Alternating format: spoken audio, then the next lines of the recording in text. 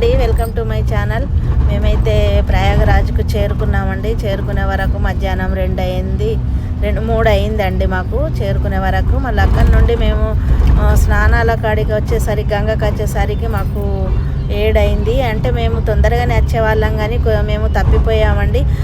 బండ్ల పైన రావడం కదా, చెప్పిన అడ్రస్ కాడ దించకుండా ముగ్గురిని 3 చోట్ల దించారండి. మాకైతే 23వ ఘాట్ కాడ దించారు.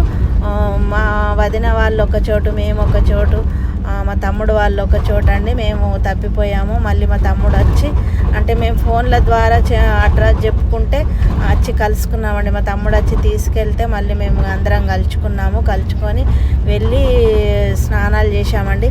కానీ ఇక మేము వచ్చినప్పుడు జనాలు ఎక్కువ లేరు. మేము వచ్చిన తర్వాత ఒక 10-20 నిమిషాల తర్వాత గుంపులుగా జనాలు వచ్చేసారండి. అప్పుడు చాలా భయం వేసింది.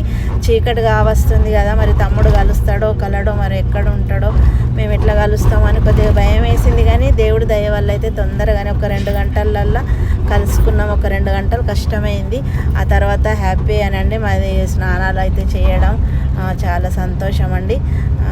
సో మేమైతే స్నానాలు చేశామండి. ఇక్కడ జనాలు లేని చోటుకి వెళ్ళి మేము స్నానాలు చేశాము.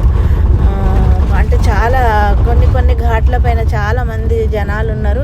కానీ మేము జనాలు లేని చోటుకి వచ్చి మేము స్నానాలు చేశామండి. వాటర్ అయితే నీట్గానే ఉన్నాయి, అంత మురికి నీళ్ళు ఏం లేవు, చాలా బాగున్నాయి.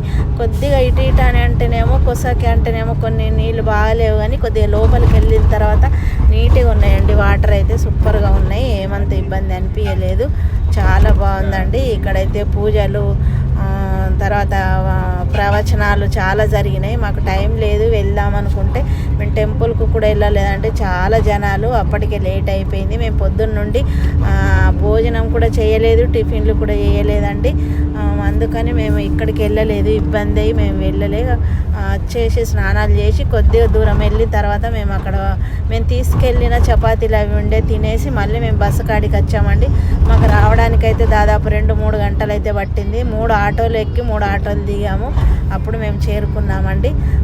కొద్దిగా కొత్త వాళ్ళకైతే చాలా ఇబ్బంది అండి. మన భాష వాళ్ళకి అర్థం కాదు, వాళ్ళ భాష మనకు అర్థం కాదు.